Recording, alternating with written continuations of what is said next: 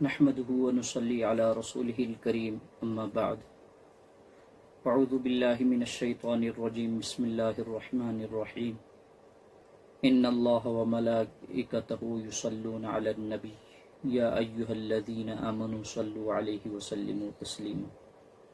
اللهم صل على محمد وعلى آل محمد كما صليت على إبراهيم وعلى آل إبراهيم إنك حميد مجيد اللهم بارك على محمد وعلى آل محمد كما باركت على إبراهيم وعلى آل إبراهيم إنك حميد مجيد إنما يريد الله ليذهب عنكم الرجس أهل البيت ويطهركم تطهيرا صدق الله العظيم وصدق رسوله النبي الكريم۔ محترم مکرم سامعین کرام، آج کی یہ رات 10 محرم الحرام کی رات ہے۔ جیسا کہ دنیا کے اندر ہر مسلمان یہ عقیدہ رکھتا ہے، یہ 10 محرم عظیم دن ہے، اور یہ 10 محرم کی عظمت جو ہے یہ صرف نواسۂ رسول امام حسین رضی اللہ عنہ کی شہادت کی وجہ سے فضیلت کی حامل نہیں ہے، بلکہ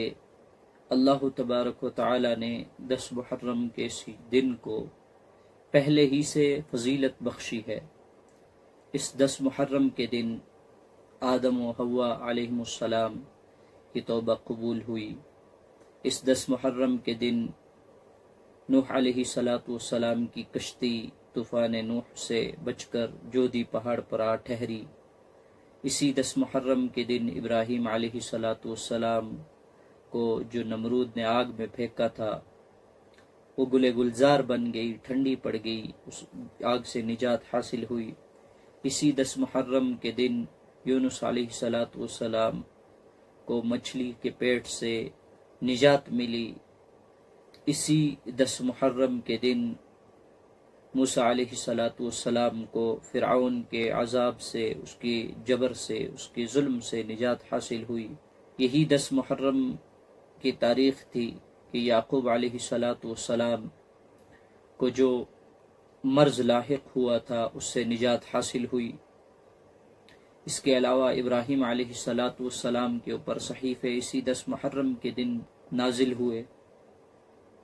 تورات اور انجیل اور زبور اسی 10 محرم کے دن نازل ہوئی۔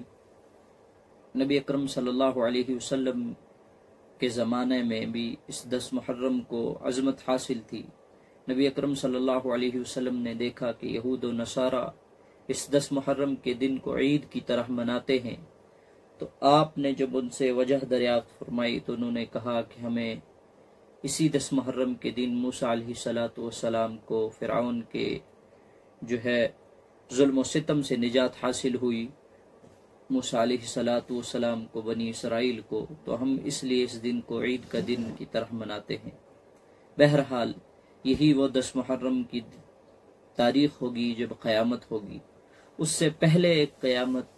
دنیا کے اندر برپا ہوئی ہے کربلا کے اندر، وہ بھی اسی 10 محرم کے دن۔ بہرحال اصل مقصد یہی ہے کہ ہم اہل بیت کا تذکرہ کریں، حضرات حسنین کی شہادت کو آپ کے سامنے اس کا ذکر کریں۔ بہرحال نبی اکرم صلی اللہ علیہ وسلم کے یہ دونوں نواسے اتنی عظمتوں کے حامل ہیں جتنی عظمت اس سے پہلے کسی نبی کے کسی قریبی کو حاصل نہیں ہوئی، اور نبی اکرم صلی اللہ علیہ وسلم کی ذات اقدس، آپ کی ذات وجہ تخلیق کائنات ہے، کیونکہ خود اللہ تعالیٰ فرماتے ہیں کہ اگر میں نے محمد کو نہ پیدا کرنا ہوتا تو اس کائنات کو وجود میں نہ لاتا۔ اور اس کے برعکس اللہ تعالیٰ نے نبی اکرم صلی اللہ علیہ وسلم کے اوپر اتنے ظلم ہوتے ہوئے برداشت کیا صرف اور صرف دین کی خاطر، اور نبی اکرم صلی اللہ علیہ وسلم نے جتنے ظلم و ستم برداشت کیے وہ سب دین کی خاطر۔ نبی اکرم صلی اللہ علیہ وسلم کا ارشاد ہے کہ جتنی مجھے تکلیفیں دی گئی ہیں اس دین کی خاطر، اتنی کسی نبی کو اور تمام نبیوں کی تکلیفوں کو، مشقتوں کو، ان کے اوپر ہوئے ظلموں کو ایک جگہ جمع کر لیا جائے اور میرے اوپر کیے گئے ظلم، ستم، مشقتیں، پریشانیاں جو آئی ہیں ان کو ایک جگہ جمع کر دیے جائیں تو میری تکلیفیں، پریشانیاں جو ہے وہ زیادہ ہو جائیں گی۔ اور پھر اس کے بعد نبی اکرم صلی اللہ علیہ وسلم کی آل کے اوپر جتنی تکلیفیں، جتنی مشقتیں، جتنے ظلم و ستم انہوں نے دیکھے اس کائنات کے اندر کسی نے نہیں دیکھے، کہ نبی اکرم صلی اللہ علیہ وسلم کے یہ دونوں نواسے، آپ صلی اللہ علیہ وسلم نے فرمایا کہ یہ دونوں میرے بیٹے ہیں کیونکہ یہ میری بیٹی کے بیٹے ہیں، اور فرمایا الحسن والحسین سیدہ شباب اہل الجنہ، یہ حسن اور حسین جنت کے اندر تمام جنتی نوجوان جو ہوں گے، جوان جو ہوں گے، ان کے سردار ہوں گے۔ پھر فرمایا کہ ان سے جو محبت کرے یا اللہ تو بھی اس سے محبت فرما، کیونکہ میں ان سے محبت کرتا ہوں۔ اور یہ دونوں نواسے کہ ایک موقع پر حضرت عبداللہ بن مسعود رضی اللہ عنہ کی روایت ہے کہ نبی اکرم صلی اللہ علیہ وسلم سجدے کی حالت میں تھے، ہم نماز پڑھ رہے تھے آپ کے پیچھے، آپ کی اقتداء میں، تو ہم نے محسوس کیا کہ سجدہ لمبا ہو رہا ہے۔ تو حضرت عبداللہ بن مسعود رضی اللہ عنہ فرماتے ہیں میں نے سر اٹھا کر دیکھا تو یہ دونوں صاحبزادے، شہزادے نبی اکرم صلی اللہ علیہ وسلم کی کمر پر تشریف فرما ہیں اور گپے لڑا رہے ہیں۔ تو میں نے چاہا کہ ان کو ہٹاؤں، میں قریب گیا تو نبی اکرم صلی اللہ علیہ وسلم نے محسوس کیا میرے ہاتھ کو قریب آتا ہوا، تو آپ نے ہاتھ کے اشارے سے جو ہے مجھے پیچھے کر دیا۔ اور غالباً اب کچھ گندی طبیعت کے لوگ اس سے یہ بھی کہیں گے کہ دیکھیے نماز میں جو ہے صحابہ کا یہ عمل رہا کہ صحابہ بھی حرکتیں کرتے تھے تو اس سے نماز نہیں ٹوٹتی۔ تو میں کہہ دینا چاہتا ہوں یہ اس زمانے کی بات رہی ہوگی کہ جب نماز کے اندر سلام کا بھی جواب دیا جاتا تھا، چھینکنے والے کے الحمدللہ کے جواب میں یرحمک اللہ کہا جاتا تھا، اور پھر اس کے بعد نبی اکرم صلی اللہ علیہ وسلم نے اس عمل سے اور عمل کثیر سے صحابہ کو منع فرمایا کہ نماز کے اندر کوئی بھی عمل کثیر نہیں کیا جائے گا۔ بہرحال یہ وہ نواسے ہیں کہ حضرت حسن رضی اللہ عنہ نبی اکرم صلی اللہ علیہ وسلم آپ کو جو ہے کندھے پر رکھتے تھے اور داہنے کندھے پر رکھتے تھے، اور بائیں کندھے پر حضرت حسین رضی اللہ عنہ کو۔ اور ایک موقع پر نبی اکرم صلی اللہ علیہ وسلم خطبہ فرما رہے تھے تو اچانک سے یہ دونوں شہزادے لڑکھڑاتے ہوئے قدموں کے ساتھ داخل ہوئے، تو نبی اکرم صلی اللہ علیہ وسلم خطبے کے دوران بیٹھ گئے۔ آپ نے خطبے کے اندر جو ہے وقفہ کیا اور ان دونوں کو اٹھایا اور اپنے جو ہے گود میں لے لیا اور خطبہ فرمایا۔ پھر فرمایا کہ یہ دونوں شہزادے ایسے ہیں کہ میں ان سے محبت کرتا ہوں، تم بھی ان سے محبت کرنا۔ ایک موقع پر فرمایا کہ یہ دنیا کے اندر جنتی پھول ہیں۔ حضرت ام سلمہ رضی اللہ عنہا جو نبی اکرم صلی اللہ علیہ وسلم کی زوجہ ہیں فرماتی ہیں کہ ایک موقع پر نبی اکرم صلی اللہ علیہ وسلم کہا کہ دروازے کے پاس کھڑی رہو، کوئی آنے والا ہے اور کسی کو اندر آنے نہیں دینا۔ تو پھر نبی اکرم صلی اللہ علیہ وسلم اندر تشریف فرما ہوئے تو میں نے دیکھا کہ حضرت حسین رضی اللہ عنہ دوڑتے ہوئے آ رہے ہیں، تو یہ رونے لگے۔ جب حضرت ام سلمہ رضی اللہ عنہا نے ان کو روکا تو نبی اکرم صلی اللہ علیہ وسلم کے حجرے میں داخل ہو۔ ام سلمہ رضی اللہ عنہا فرماتی ہیں کہ میں نے رونے کی آوازیں سنی اور دھاڑے مار مار کر روتے ہوئے نبی اکرم صلی اللہ علیہ وسلم کو سنا، تو میں اندر داخل ہوئی تو آپ صلی اللہ علیہ وسلم حضرت حسین رضی اللہ عنہ کو سینے کے ساتھ لگائے ہوئے دھاڑے مار کر رو رہے ہیں اور فرما رہے ہیں کہ مجھے بتانے والے یعنی فرشتے نے بتایا کہ اس کو بہت دردناک طریقے سے شہید کیا جائے گا، اور کربلا کی مٹی جو ہے اس جگہ کی مٹی بھی مجھے دکھائی گئی۔ اور نبی اکرم صلی اللہ علیہ وسلم کی محبت ان دونوں شہزادوں سے عیاں ہے۔ اور بہرحال پھر اس کے بعد ان دونوں شہزادوں کے ساتھ کیا کیا نہیں ہوا نبی کی اولاد کے ساتھ۔ نبی اکرم صلی اللہ علیہ وسلم کہ ان دونوں شہزادوں کو دردناک طریقے سے شہید کیا گیا، کہ حضرت حسن رضی اللہ عنہ کے حوالے سے نبی اکرم صلی اللہ علیہ وسلم فرمایا کرتے تھے، یہ میرا شہزادہ ہے، میرا بیٹا ہے، اس کی وجہ سے جو ہے دو گروہ کے اندر صلح ہوگی۔ کہ جب حسن رضی اللہ عنہ نے دیکھا کہ امیر معاویہ جو ہے خلافت کو جو ہے قائم کر چکے ہیں، خلافت کی بیعت لے چکے ہیں، تو حضرت حسن رضی اللہ عنہ نے لشکر تیار کیا اور کوفہ کی جانب نکلے۔ تو جب کوفہ پہنچے تو دیکھا کہ وہاں سے بھی ایک بڑا لشکر تیار ہے جنگ کے لیے۔ تو حضرت حسن رضی اللہ عنہ نے فرمایا، میں یہ چاہتا ہوں کہ ہم صلح کر لیں، کیونکہ اتنا مسلمانوں کا خون بہے گا۔ کہ جب آپ نے صلح فرمائی، صلح فرمانے کے بعد آپ کو جو ہے چند لوگ جو ہے مکہ مکرمہ کے اندر اور مدینہ کے اندر عار المسلمین عار المؤمنین کہنے لگے کہ یہ امیر المؤمنین نہیں ہیں، بلکہ مومنین اور مسلمانوں رسوا کرنے والے ہیں، اور آپ کو گالیاں دیا کرتے تھے لوگ۔ تو بہرحال حضرت حسن رضی اللہ عنہ کی شخصیت کو جو لکھا گیا ہے تاریخ کی کتابوں میں، احادیث کے اندر، حضرت حسن رضی اللہ عنہ نہایت ہی خوش مزاج، نہایت ہی صابر، شاکر اور بالکل نرم طبیعت کے شخص تھے۔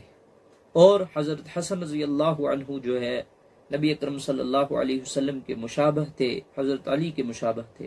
اور آپ کو آپ کی کنیت ابو محمد تھی، اور آپ کے متعلق لکھا ہوا ہے کتابوں کے اندر آپ نے بے شمار نکاح کیے، اور آپ بہت زیادہ طلاق بھی دیا کرتے تھے عورتوں کو۔ کتابوں کے اندر لکھا ہوا ہے کہ حضرت علی کرم اللہ وجہہ نے فرمایا کوفہ والوں سے کہ میرے بیٹے کو اپنی بیٹیاں نہ دیا کرو، اور کوفہ والے کہنے لگے کہ ایسے شہزادے کو ہم کیوں نہ اپنی لڑکیاں دے شادی کے لیے۔ بہرحال اس موقع پر ایک جو ہے نکتے کی بات یہ ذہن میں رکھنی چاہیے کہ بیک وقت آپ کے نکاح میں 4 ہی عورتیں موجود تھیں، جن 4 ازواج کا ذکر جو ہے کتابوں کے اندر، کتب تاریخ کے اندر ملتا ہے۔ چونکہ آپ کے اولاد کے متعلق لکھا ہوا ہے کہ آپ کی 11 بیٹے اور 1 بیٹی تھی غالباً، تو اس حوالے سے معلوم چلتا ہے کہ آپ جو ہے کثرت نکاح تو فرمایا کرتے تھے، مگر آپ نے بیک وقت جو ہے 4 ہی بیویاں اپنے نکاح میں رکھی۔ بہرحال حضرت حسن رضی اللہ عنہ، معاویہ رضی اللہ عنہ کو خلافت سونپ دی، آپ جو ہے خلافت سے دستبردار ہو گئے، آپ واپس آ گئے۔ آپ کا ماننا یہ تھا کہ معاویہ کے بعد یقیناً جو ہے خلافت واپس جو ہے ہمارے پاس آئے گی، تو اس ڈر کے اندر، خوف کے اندر جو ہے آپ کو زہر دی گئی کہ کہیں جو ہے اس کے بعد آپ جو ہے خلافت کے دعوے دار نہ ہو جائیں۔ آپ کو اس طریقے سے زہر دی گئی کہ کتابوں کے اندر لکھا ہوا ہے کہ بارہا آپ کو زہر دی گئی، اور آخر موقع پر جب زہر دی تو حضرت امام حسن رضی اللہ عنہ نے فرمایا حسین رضی اللہ عنہ سے کہ بھائی مجھے اس بار جو زہر دی گئی ہے وہ نہایت ہی خطرناک اور بہت زیادہ دردناک ہے، کیونکہ اس نے میری آنتڑیوں کو چیر دیا ہے۔ دیکھیے نواسہ رسول کے ساتھ کیا کیا گیا، آل رسول کے ساتھ۔ حضرت حسین رضی اللہ عنہ کے حوالے سے آپ کو میں بتا دوں کہ حضرت حسین رضی اللہ عنہ کی شخصیت نہایت ہی بردبار، نہایت ہی طاقتور شخص تھے، اور آپ کی طاقت کا، آپ کی بردباری، صبر کا اس سے زیادہ کیا اندازہ لگایا جا سکتا ہے کہ آپ کربلا کے میدان کے اندر آپ نے سب کچھ برداشت کیا، آپ نے بھوک پیاس برداشت کی، اپنی اولاد کو اور اہل بیت کو جو ہے ذبح ہوتے ہوئے دیکھا، مگر آپ نے دین کے ساتھ سودا نہیں کیا۔ بہرحال مسلم بن عقیل رضی اللہ عنہ کو حضرت حسین رضی اللہ عنہ نے جب بھیجا کوفہ کے اندر، کیونکہ کوفہ والوں کی بارہا خطوط اور تمنا آرزو آ رہی تھی کہ آپ آئیں، ہم آپ کے دست شفقت پر بیعت کرنا چاہتے ہیں، ہم یزید کے ظلم و ستم سے بالکل تنگ آ چکے ہیں۔ حضرت حسین رضی اللہ عنہ نے ارادہ فرمایا کہ میں کوفہ جاؤں گا، وہاں کچھ لوگ میرے منتظر ہیں، میرے ہاتھ پر بیعت کرنا چاہتے ہیں۔ بارہا صحابہ نے آپ کو منع فرمایا، مگر پھر بھی آپ نے جانے کا ارادہ پختہ کر لیا۔ جب آپ روانہ ہونے لگے، یہ ذی الحجہ کی مہینے کی بات ہے، تو آپ کو چند صحابہ نے یہ بھی رائے دی کہ آپ اس سال نہ جائیں، وہ 60 ہجری کا سال تھا، آپ اگلے سال شروع میں چلے جائیں، ابھی نہ جائیں۔ کچھ نے کہا کہ کوفہ والے لالچی ہیں، دھوکے باز ہیں، آپ نہ جائیں۔ کچھ نے کہا کہ نبی اکرم صلی اللہ علیہ وسلم کو اختیار دیا گیا، آپ دنیا کو لیں یا آخرت کو لیں، آپ نے آخرت کو چنا تو آپ بھی آخرت کو چنیں، نہ بیعت کروائیں، نہ سیاسی اقتدار حاصل کریں، تو آپ نہ جائیں۔ بہرحال حضرت حسین رضی اللہ عنہ جب چلے، مسلم بن عقیل رضی اللہ عنہ کی خطوط آئے کہ 12,000 لوگ آپ کے منتظر ہیں اور میرے ہاتھ پر آپ کی طرف سے بیعت لے چکے ہیں، آپ آئیں۔ تو بہرحال یہ کوفیوں کی ایک دھوکہ بازی تھی، آپ کو بلانے کی ایک سازش تھی، کیونکہ اگر کوفہ والوں نے بیعت کی تھی تو جب یہ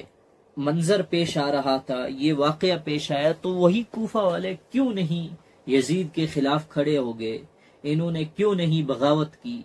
کہ ہم نے تو اپنا امیر مان لیا ہے، اپنا خلیفہ مان لیا ہے حسین رضی اللہ عنہ کو، تو وہ نہیں بغاوت کے لیے کھڑے ہوئے، وہ ڈر گئے، بیٹھ گئے، وہ چھپ گئے۔ مسلم بن عقیل رضی اللہ عنہ 3 ذی الحجہ کو قتل کروا دیا۔ حسین رضی اللہ عنہ جب کربلا میں پہنچے، کئی دنوں تک آپ کا پانی بند کر دیا گیا۔ 8 یا 9 محرم کا دن تھا، آپ کو محسوس ہو گیا کہ یہ لوگ تو کچھ اور ارادے سے ہیں۔ تو اس وقت عمر بن اسد ایک شخص تھا جو شمر اور عبید اللہ ابن زیاد کی طرف سے وہ اس جگہ اپنا خیمہ گاڑ چکا تھا۔ تو حضرت حسین رضی اللہ عنہ نے فرمایا کہ میں تجھے 3 باتیں پیش کرتا ہوں، یا تو میں جس طرف سے آیا ہوں مجھے اس طرف روانہ کر دیا جائے، واپس جانے دیا جائے، تاکہ میں مکہ مکرمہ کے اندر جاؤں، واپس وہیں عبادت کروں، وہیں اللہ اور اللہ کے رسول کے دین کی فرمانبرداری کروں۔ دوسری پیشکش یہ ہے، یا تو مجھے کسی سرحد کی جانب مجھے راستہ دے دیا جائے اور میں وہیں جا کے لڑوں اور شہید کر دیا جاؤں، یا پھر مجھے سیدھا یزید کے پاس جانے دیا جائے تاکہ میں اس کے سامنے جا کر اس کے روبرو ہو کر اس سے بات کروں۔ تو جب عمر بن اسد نے یہ سنا تو وہ فوراً گیا، شمر اور ابن زیاد ایک جگہ بیٹھے ہوئے تھے، ان کے پاس جب یہ پیشکش رکھی تو فوراً شمر کھڑا ہو گیا کہ نہیں، ایسا نہیں ہو سکتا، ہم تو بالکل فوراً حسین رضی اللہ عنہ کو قتل کرنا چاہتے ہیں، ہم ایسا نہیں مان سکتے، ہم ایسا تسلیم نہیں کرتے۔ تو فوراً اس نے بھڑکایا ابن زیاد کو، اور ابن زیاد نے شمر کو بھیجا کہ جا تو دیکھ وہاں کیا معاملہ ہے۔ کچھ لوگ یہاں یہ کہتے ہیں کہ یہ تو جنگ ہوئی نہیں ہے، حالانکہ حضرت حسین رضی اللہ عنہ کی طرف سے صف بندی کی گئی تھی۔ بہرحال شمر جب آیا تو شمر نے حضرت حسین رضی اللہ عنہ کو دیکھا اور دیکھنے کے بعد کہنے لگا کہ یہ تو مرے ہوئے لوگ ہیں، اب ان سے کیا ہی جنگ کرنا۔ بہرحال تب بھی اس قسم کا معاملہ کیا حضرت حسین رضی اللہ عنہ اور اہل بیت کے ساتھ کہ ان لوگوں کے اوپر تیر برسائے گئے، ان کا پانی بند کر دیا گیا، نماز پڑھنے کی اجازت نہیں دی گئی۔ وہ پورا معرکہ شروع ہو گیا، لشکر نے جو ہے گھماسان تیروں کی برسات کر دی۔ جب حسین رضی اللہ عنہ کو گرتے ہوئے چند لوگوں نے دیکھا تو وہ پیچھے ہٹ گئے، کیونکہ آل رسول ہیں، تو یہ شمر ان کو گالیاں دے رہا ہے، یہ مرے ہوئے لوگوں سے ڈرتے ہو تم۔ ان لوگوں کو جو ہے پھر سے ابھارا، اس طرح سے ابھارا کہ 72 شہزادے شہزادیاں جو ہے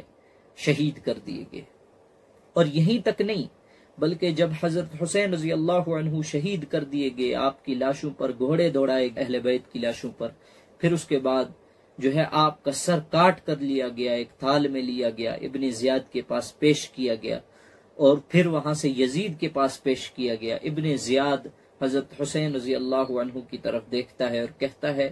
کہ تم اس کو خوبصورت شمار کرتے ہو، میں نے سنا تھا کہ یہ اتنا خوبصورت ہے، یہ کہاں خوبصورت ہے؟ اس کے اوپر حضرت انس رضی اللہ عنہ نے فرمایا کہ اے خبیث، کیا تو یہ نہیں جانتا کہ نبی اکرم صلی اللہ علیہ وسلم کے بعد سب سے زیادہ آپ کے مشابہ جو شخص تھے وہ حضرت حسین رضی اللہ عنہ تھے؟ کیا تو حضرت حسین رضی اللہ عنہ کی خوبصورتی کا مذاق اڑا کر یہ نہیں کر رہا ہے کہ تو نبی اکرم صلی اللہ علیہ وسلم کی خوبصورتی کا مذاق اڑا رہا ہے؟ کیا تیرے سامنے نبی اکرم صلی اللہ علیہ وسلم بھی خوبصورت نہیں تھے؟ اور یہ ابن زیاد آپ کے ہونٹوں پر چھڑی مارتا ہے۔ حضرت انس رضی اللہ عنہ فرمایا اے خبیث، ہے افسوس، یہ وہ ہونٹ ہیں جن ہونٹوں پر نبی اکرم صلی اللہ علیہ وسلم کو بوسہ دیتے ہوئے میں نے دیکھا ہے، ان ہونٹوں کو چومتے ہوئے میں نے دیکھا ہے۔ ہے افسوس۔ یہ ایک موضوع ہے جس کو ضرور سننا چاہیے اور بیان کرنا چاہیے۔ اس کے حوالے سے میں چند باتیں عرض کر دوں کہ کچھ لوگ کربلا کے اس دردناک واقعے کو سرے سے انکار کر دیتے ہیں کہ کربلا کا واقعہ پیش ہی نہیں آیا، یہ جنگ ہی پیش نہیں آئی، تو وہ تو کچھ لوگ الزام تراشی کرتے ہیں کہ حسین رضی اللہ عنہ جو ہے کوفہ کے اندر بیعت لینے جا رہے تھا، سیاسی نظریہ تھا، آپ جو ہے اپنے مطلب اور مقصد کے لیے جا رہے تھے۔ بہرحال بہت زیادہ اس کے حوالے سے جو ہے مبالغہ آرائی ہے، سرے سے انکار کر دیتے ہیں یا اس واقعے کو کسی اہمیت کا حامل نہیں سمجھتے، اور کچھ اس کے اندر اس قسم کا غلو، اس قسم کا تجاوز کرتے ہیں کہ اس کو اس طریقے سے بیان کرتے ہیں کہ نعوذ باللہ جو اہل بیت کی شایان نشان نہیں ہے، جو اہل بیت کی شان ہے اس سے نیچے لے آتے ہیں وہ اپنے بیانات میں، اور یہ اکثر ذاکرین کے یہاں ہوتا ہے۔ شیعہ ذاکرین ہیں جو بیان کرنے والے ہیں، وہ اپنے مطلب، مقصد، پیسے کے لیے لوگوں کو ٹھیک ٹھاک مسالہ ڈال کے پیش کرتے ہیں تاکہ لوگوں کے اندر اس کے حوالے سے ایک الگ درد ابھرے، مزید میری بات مدلل لگے، مزید میری بات لوگوں کو، دلوں کو اثر کرے، اور جتنی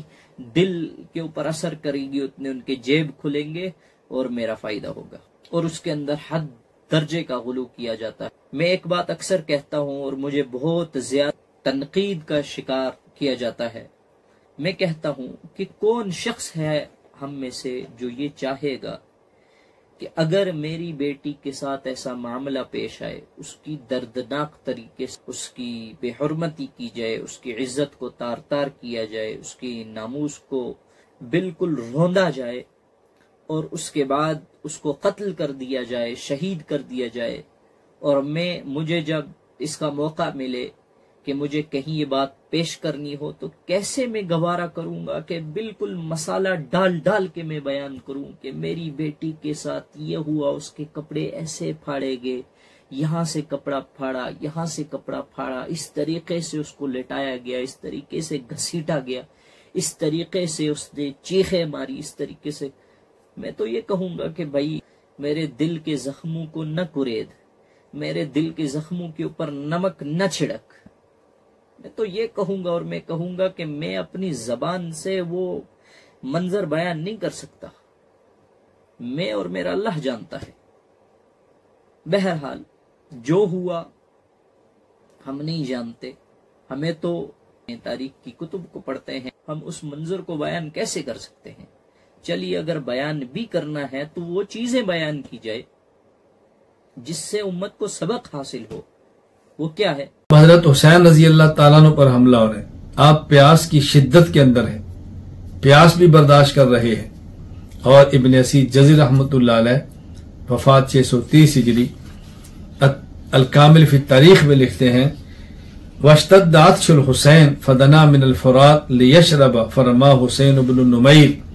میں نے بتایا تھا حسین سعد کے ساتھ ہے، عبداللہ بن زیاد کی طرف سے تھا، اس نے حسین رضی اللہ تعالیٰ عنہ کو تیر مارا جو آپ کے حلق میں جا کر لگا اور آپ کا خون بہا۔ آپ نے اللہ کے حمد و ثنا کی اور اللہ سے یہ کہ اللہم